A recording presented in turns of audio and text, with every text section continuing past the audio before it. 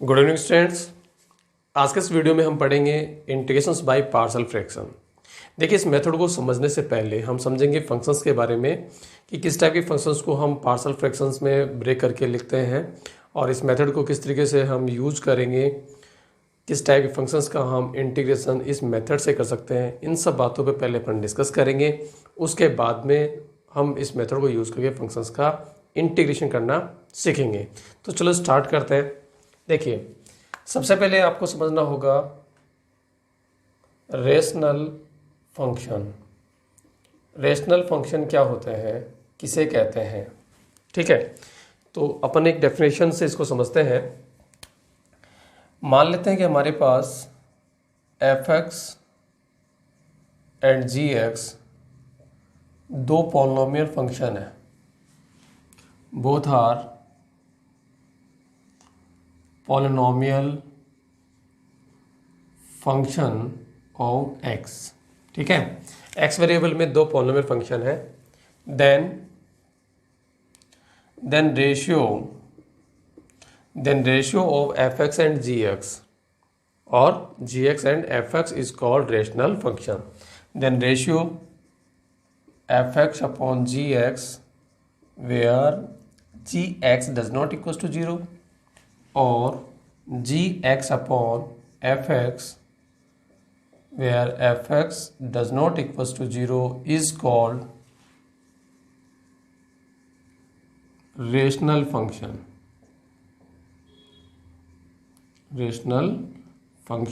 और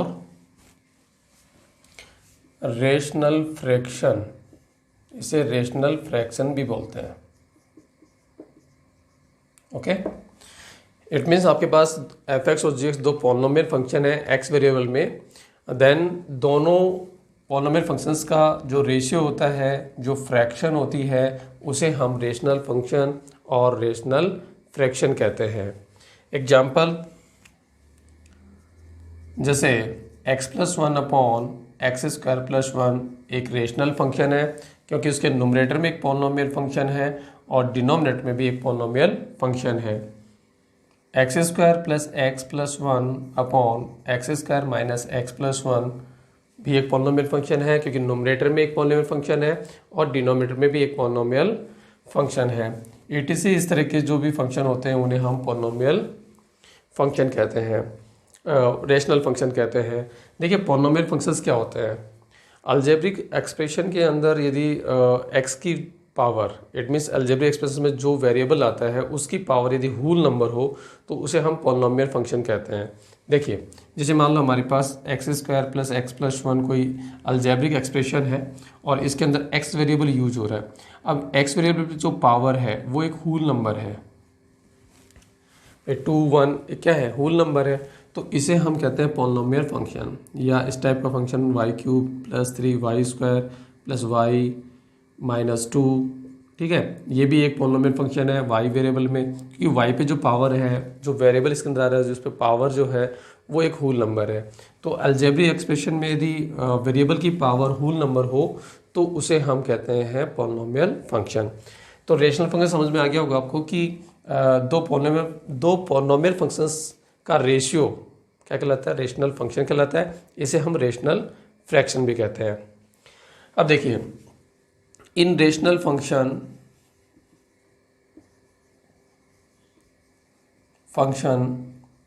F x upon g x की बात करें, इसमें दो टाइप के केस बनेंगे। केस फर्स्ट, इफ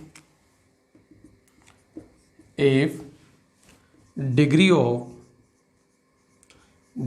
न्यूमरेटर, या हम बोल सकते हैं डिग्री ऑफ एफ एक्स क्योंकि न्यूमरेटर में एफ एक्स है, is less than degree of denominator में यहाँ पे जी एक्स है, डिग्री ऑफ जी एक्स।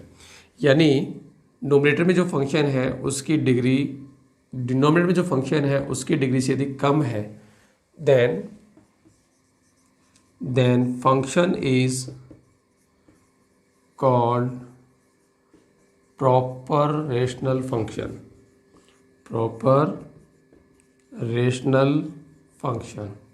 यदि रेशनल फंक्शन में नोमरेटर में जो फंक्शन है उसकी डिग्री डिनोमिनेटर में जो फंक्शन है उसकी डिग्री से कम है तो उस फंक्शन को हम कहते हैं प्रॉपर रेशनल फंक्शन। ठीक है, जैसे एग्जांपल लें, x+1 upon x square plus 1 एक प्रॉपर रेशनल फंक्शन है क्योंकि नोमरेटर में जो पॉलिनोमियल फंक्शन है उसकी डिग्री 1 है और डिनोमिनेटर में जो पॉलिनोमियल फंक्शन है उसकी डिग्री यहाँ पे 2 है। तो नोमरेटर में डिग्री कम है डिनोमिनेटर की बजाय, तो ऐसे फंक्शंस को हम बोलते हैं प्रॉपर रेशनल फंक्शन।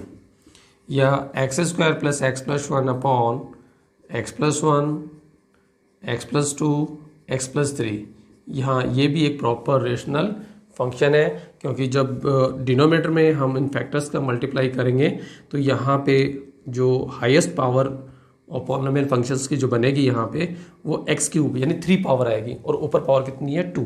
तो ऊपर जो पॉलिनोमियल फंक्शन है उसकी डिग्री 2 है और नीचे जो पॉलिनोमियल फंक्शन है उसकी डिग्री 3 है। तो नोमरेटर में पॉलिनोमियल फंक्शन की डिग्री यदि डिनोमिनेटर में पॉलिनोमियल फंक्शन की डिग्री से कम है तो उस फंक्शन को हम कहते हैं प्रॉपर रेशनल फंक्शन। ठीक है, पॉलिनोमियल फंक्शंस की डिग्री क्या होती है? देखो, पॉलिनोमियल फंक्शंस में जो वेरिएबल आता है उसकी मैक्सिमम पावर, वेरिएबल की मैक्सिमम पावर को हम क्या कहते हैं? डिग्री कहते हैं। यानी greatest power of variable in polynomial functions is called degree of polynomial functions.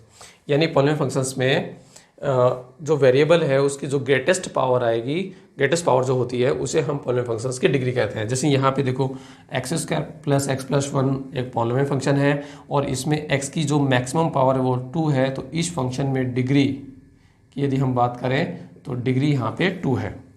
और सेकंड जो पॉलिनोमियल फंक्शंस है y वेरिएबल में, यहाँ पे y की जो ग्रेटेस्ट पावर है वो 3 है, तो इस फंक्शंस की जो डिग्री है वो होगी 3। यानी पॉलिनोमियल फंक्शंस में वेरिएबल की मैक्सिमम जो पावर है उसे हम पॉलिनोमियल फंक्शंस की डिग्री कहेंगे। ठीक है, case second,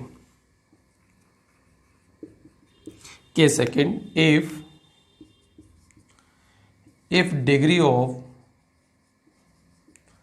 fx is greater than equal degree of gx, then function is called improper rational function।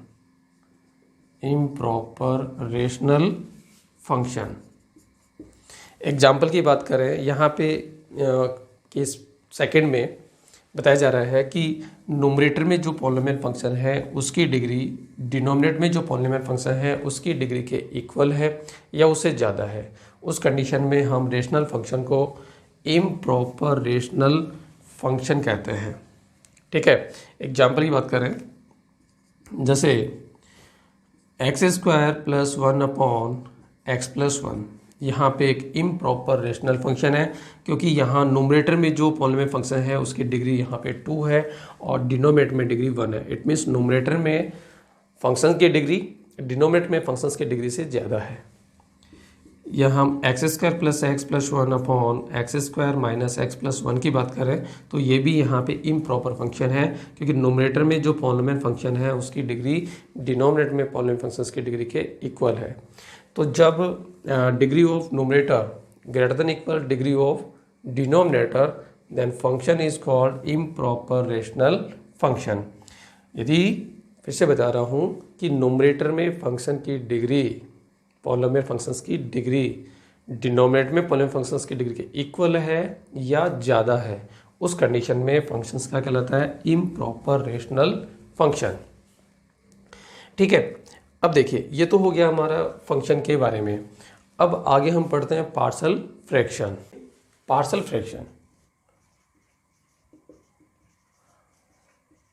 Fractions को समझने के लिए हम एक एग्जांपल लेते हैं।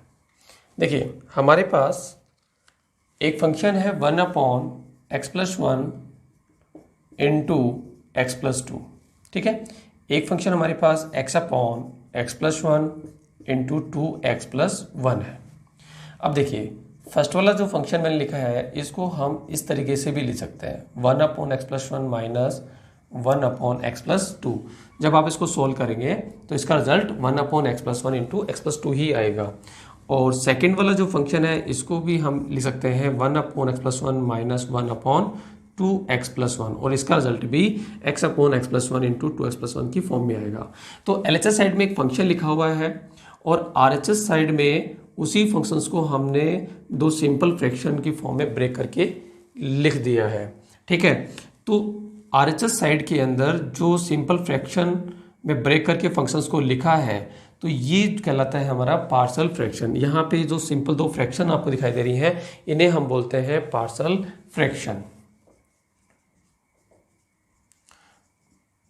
पार्शियल फ्रैक्शंस यानी ये फंक्शन है और इसको दो सिंपल फ्रैक्शन की फॉर्म में हमने रिप्रेजेंट कर दिया, तो ये दो सिंपल पार्शियल फ्रैक्शन हो गई यहाँ पे। तो फंक्शन को पार्शियल फ्रैक्शन में ब्रेक करके फंक्शंस का हमें क्या करना है, इंटीग्रेशन करना है। इसकी आवश्यकता कहाँ पे पड़ेगी, देखिए आपने अब तक इस टाइप के क्वेश्चंस को सॉल्व किया है, आप इसको भी इजीली सॉल्व कर सकते हैं।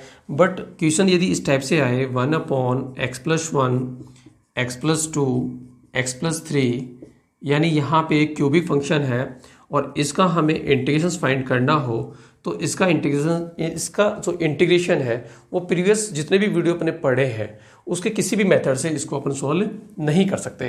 तो इसको सोल्व करने के लिए हमें क्या यूज़ करना पड़ेगा, पार्शियल फ्रैक्शन। यहाँ पे पार्शियल फ्रैक्शन लगाना पड़ेगा और उसके बाद में हम इसको इंटीग्रेट कर सकते हैं। इट मीन्स इस फंक्शंस को हम क्या करेंगे, सिंपल फ्रैक्शन की फॉर्म में ब्रेक करके लिख देंगे। इस तरीके से हम इसको ब्रेक करके लिखेंगे और फिर सभी फ्रैक्शंस का अपन क्या निकाल लेंगे, इंटीग्रेशन फाइंड कर लेंगे। अब समस्या ये है कि फंक्शंस को फ्रैक्शन की फॉर्म में ब्रेक किस तरीके से करते हैं, तो इसको समझने के लिए आगे कुछ रूल्स पढ़ेंगे। देखिए सबसे पहले हम पढ़ते हैं प्रॉपर रेशनल फंक्शंस को पार्शियल फ्रैक्शन में ब्रेक करना। प्रॉपर रेशनल फंक्शन, और RHS में ले लेते हैं अपन पार्शियल फ्रैक्शंस। ठीक है, अब देखिए फर्स्ट क्वेश्चन लेते हैं, फर्स्ट फंक्शन लेते हैं। यदि हमारे पास function px+q upon x+a x+b and x+c दिया हो, यानी फंक्शन हमारे पास किस फॉर्म में हो, px+q upon x+a x+b x+c की फॉर्म में हो, तो हम इसे पार्शियल फ्रैक्शन में किस तरीके से ब्रेक करेंगे ये हमें देखना है। देखो हम बात कर रहे हैं किसकी, प्रॉपर रेशनल फंक्शंस की बात कर रहे हैं, और ये इस तरीके का प्रॉपर रेशनल फंक्शन है जिसके डिनोमिनेटर के अंदर लीनियर फैक्टर है, लीनियर फैक्टर जिसमें वेरिएबल की पावर 1 हो, तो उसे हम क्या कहते हैं, लीनियर फैक्टर। तो ये सभी क्या है, लीनियर फैक्टर है, और साथ ही साथ क्या है, ये डिफरेंट है। ठीक है, यानी यहाँ पे कोई भी फैक्टर रिपीट नहीं हो रहा है, सारे फैक्टर्स क्या है, अलग अलग है। तो उस कंडीशन में हम इसे पार्शियल फ्रैक्शन की फॉर्म में इस तरीके से लिखेंगे, a upon x+a plus b upon x+b plus c upon x+c। यहाँ पे a b c क्या है, कांस्टेंट है, जिसको आगे हम क्या करेंगे, ज्ञात कर लेंगे, इनकी वैल्यू अपन आगे फाइंड कर लेंगे। ओके, तो वैल्यू कैसे फाइंड करेंगे वो आगे पढ़ेंगे। सबसे पहले आपको यही पढ़ना है कि कोई फंक्शन हमें गिवन है, इस टाइप का फंक्शन गिवन है, तो उसको हम पार्शियल फ्रैक्शन में किस तरीके से रिप्रेजेंट करते हैं, सबसे पहले आपको ये मानना है। यानी ये फंक्शन है तो हमें इसकी पार्शियल फ्रैक्शन ये लेट करनी होगी। सेकेंड, अगर फंक्शन इस टाइप से है जिसमें लीनियर फैक्टर है बट रिपीटेड है, रिपीट हो रहे हैं, यहाँ पे देखो x+a और x+b दोनों ही लीनियर फैक्टर है क्योंकि x पे पावर क्या है, 1 है, लेकिन x+a यहाँ पे 3 टाइम्स क्या हो रहा है, रिपीट हो रहा है। उस कंडीशन में हम इसको पार्शियल फ्रैक्शन के रूप में कैसे फॉर्म में कैसे लेट करेंगे, देखो a अपॉन x+a देखते जाना plus b upon x+a whole power 2 plus c upon x+a whole power 3।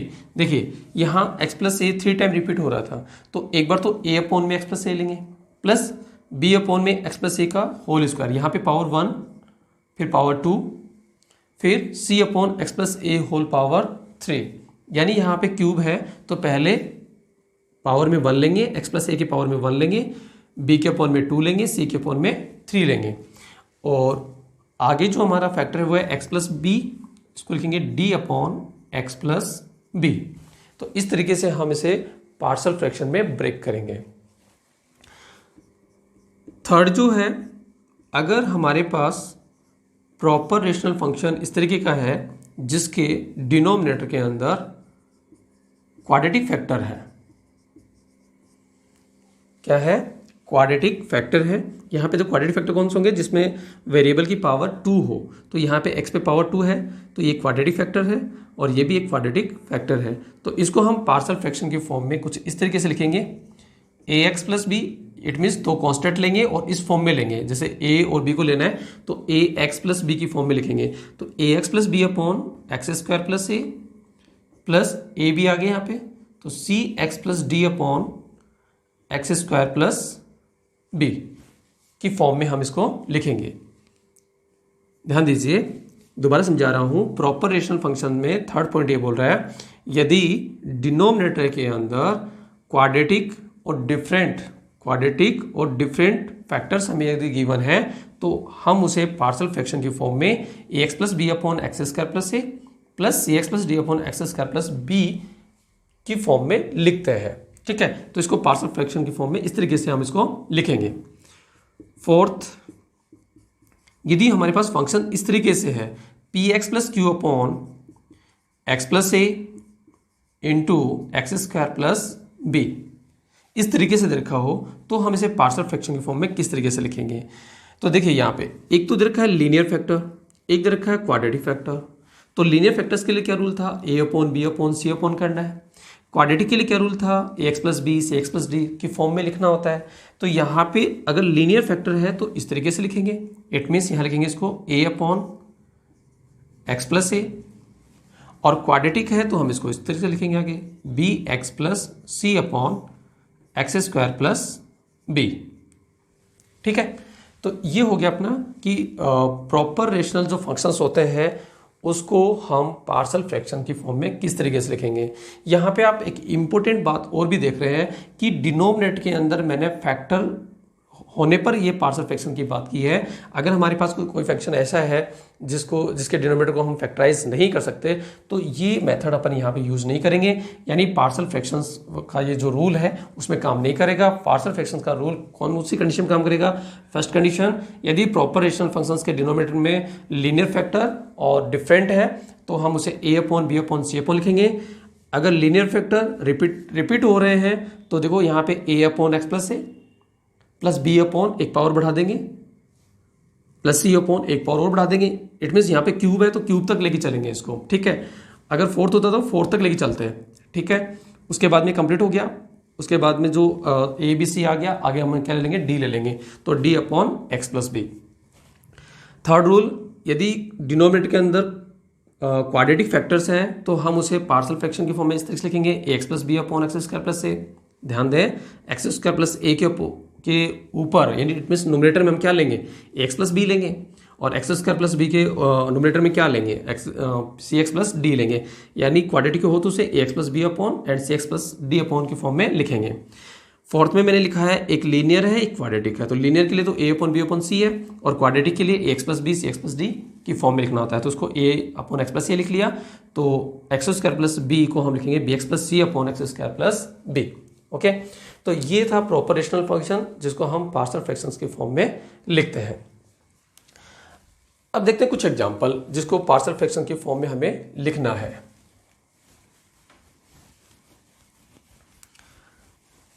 सबसे पहले अपन देखते हैं कि फंक्शंस को पार्शियल फ्रैक्शन के फॉर्म में किस किस तरीके से मैंने आपको बताया है अभी। जैसे x plus 1, x plus 2 and x plus 3 हमें गिवन है, तो हम इसे पार्शियल फ्रैक्शन की फॉर्म में किस तरीके से लिखेंगे। देखिए, लीनियर फैक्टर है, डिफरेंट है, तो a upon x plus 1 plus B upon x plus 2 plus C upon x plus 3 लिखेंगे। क्लियर। यदि इस तरीके से है x plus 1 whole cube x plus 2 है तो हम क्या लिखेंगे इसको, a upon x plus 1 plus B upon x plus 1 का होल स्क्वायर प्लस सी अपॉन एक्स प्लस 1 की whole cube plus D upon x plus 2। ठीक है। यदि हमारे पास इस तरीके से फंक्शन है x square plus 1 and x plus 2, तो हम इसे पार्शियल फ्रैक्शन फॉर्म में कैसे लिखेंगे? देखो यहाँ पे क्वाड्रेटिक है तो a x plus B upon x square plus 1 आ जाएगा। ठीक है, आगे वाला फैक्टर लीनियर है तो सी अपॉन एक्स प्लस 2 आ जाएगा। तो ये मैंने आपको थोड़ा सा एक बार रफ करके बताया है कि फंक्शंस को पार्शियल फ्रैक्शंस के फॉर्म में किस तरीके से लिखते हैं। अब अपन एक एग्जांपल लेकर के सॉल्व करेंगे और चलो स्टार्ट करते हैं। देखिए, जैसे मान लो हमारे पास एक क्वेश्चन है, जैसे 2x upon x plus 1 into X plus 3 को हमें इंटीग्रेट करना है और मेथड यूज करेंगे इंटीग्रेशंस बाय पार्शियल फ्रैक्शंस। ठीक है, तो हम इसको किस तरीके से इंटीग्रेट करेंगे देखना। सबसे पहले हम इसको बाय पार्शियल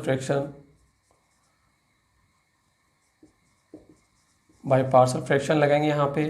तो बाय पार्शियल फ्रैक्शन अपन कैसे लिखेंगे इसको? देखो हमारे पास फंक्शन क्या है, 2x upon x plus 1 and x plus 3। ठीक है, तो यहाँ पे देखो डिनोमिनेटर में लीनियर फैक्टर है और डिफरेंट है, तो हम इसे a अपॉन और b अपॉन की फॉर्म में लिखेंगे। क्लियर हो गया? इसको इक्वेशन नंबर 1 देंगे आप। इसके बाद आप यहाँ पे डिनोमिनेटर में एलसीएम लेंगे, जैसे x प्लस 1 एक्स प्लस 3 यहाँ पे एलसीएम आ गया, तो नोमिनेटर में आएगा a into X plus 3 plus b into X plus 1। ठीक है जी, हो गया। और एलएचएस साइड में हमारे पास है 2x upon x plus 1 and x plus 3। तो x plus 1 x plus 3 LCM से एलसीएम यहाँ पे क्या हो रहा है, कैंसिल, और हमारे पास आ गया 2x equals to a into X plus 3 and b into X plus 1। इसके बाद हमें क्या करना है, ए बी की वैल्यू फाइंड करनी है। इसके लिए हम इस इक्वेशन में x के प्लेस पे अपन एक बार -1 लेंगे, तो टैकिंग x इक्वल्स टू -1, तो -1 लेंगे तो 2 into -1 a -1 plus 3 plus b -1 plus 1। तो हमारे पास हो गया -2 इक्वल्स टू -1 प्लस 3 यानी ये 2 हो गया, तो 2a प्लस 0, क्यों -1 प्लस 1 0 हो गया। तो यहाँ से 2a equals to -2 and a equals to -2 upon 2, तो a की वैल्यू हमारे पास आ गई -1। ठीक है, again taking x equals to -3। भाई इक्वेशन है तो इक्वेशन x की सभी वैल्यूज़ के लिए इक्वेशन सेटिस्फिकेशन रहेगी, हमेशा सेटिस्फाइड रहेगी। तो x के प्लेस पे अपन 1 2 3 अपन यहाँ पे ले सकते हैं। ठीक है, तो अपने यहाँ पे क्या ले लिया, -3 ले लिया। -3 लेने से क्या होगा, क्या बेनिफिट होगा? देखो यहाँ पे जब आप यहाँ पे -3 लेंगे तो 2 into -3 equals to a into -3 plus 3, तो -3 प्लस 3 क्या हो जाएगा, 0 हो जाएगा, प्लस b इंटू -3 प्लस 1, तो ये हो गया -6, यहाँ पे 0 हो गया, प्लस -3 प्लस 1 यानी -2, तो -6 इक्वल्स टू -2 भी हो गया, and b equals to minus cancel 6 upon 2, it means b equals to 3। तो इस तरीके से आप a तथा b की वैल्यू फाइंड कर लेंगे। ठीक है, a और b की वैल्यू फाइंड करने के बाद में हमें क्या करना है कि a और b की वैल्यू को इक्वेशन 1 में पुट करना है। जब आप a b की वैल्यू को इक्वेशन 1 में पुट करेंगे तो ये जो फंक्शन है ये पार्शियल फ्रैक्शन की फॉर्म में आ जाएगा। ठीक है, और उसके बाद में आप इसको इंटीग्रेट करेंगे। तो क्या करना है, put the value of a and b in equation first and taking integration on both sides। ठीक है, तो अपन a और b की वैल्यू इक्वेशन 1 में पुट करेंगे और साथ ही हम क्या करेंगे, दोनों साइड में इसको इंटीग्रेट करेंगे। तो आगे का इसके नीचे कर देता हूं, यहाँ पे देखिए, तो एलएचएस साइड में तो बन जाएगा 2x upon x plus 1 and x plus 3 का इंटीग्रेशन। ठीक है ना, उसके आगे का यहाँ कर रहे हैं। और आरएचएस साइड में देखो a की वैल्यू पहले पुट करेंगे यहाँ पे, तो a की वैल्यू हमारे पास क्या है, -1, तो माइनस बाहर आ जाएगा 1 अपॉन एक्स प्लस 1 dx, और b की वैल्यू हमारे पास 3, तो 1/x+3 dx माइनस 1/x+1 का इंटीग्रेशन। देखो जब तक x पे पावर 1 है, लीनियर फैक्टर है, तो ये x की तरह बिहेव करेगा, यानी 1/x। तो 1/x का इंटीग्रेशन क्या होता है, log x होता है, तो 1/x+1 का इंटीग्रेशन होगा log x+1, ठीक है, +3, और 1/x+3 का इंटीग्रेशन होगा log x+3 + c, ठीक है। तो ये हो गया आपका सॉल्यूशन। तो इस तरीके से एक एग्जांपल अपन ने सोल्व किया है बाय पार्शियल फ्रैक्शन। फंक्शंस को पहले हम रूल के अकॉर्डिंग पार्शियल फ्रैक्शंस की फॉर्म में लेट करेंगे, उसके बाद में हम a और b की वैल्यू फाइंड करेंगे, a b c जो भी इसके अंदर कॉन्स्टेंट आएंगे उनकी वैल्यू फाइंड कर लेंगे। वैल्यू फाइंड करने के बाद में उन वैल्यूज़ को यहाँ पे अपन पुट करेंगे, इक्वेशन फर्स्ट में पुट करेंगे। उससे हम क्या होगा कि जो फंक्शन होगा वो पार्शियल फ्रैक्शंस की फॉर्म में आ जाएगा, और उसके बाद में हम दोनों साइड में इंटीग्रेशन लेंगे। तो जब हम इसको इंटीग्रेट करेंगे तो पार्शियल फ्रैक्शंस के फॉर्म में वो ब्रेक हो गया है, तो उसके बाद में हम एक एक फ्रैक्शन का ईजिली इंटीग्रेशन फॉर्मूले से अपन यहाँ पे लिख देंगे।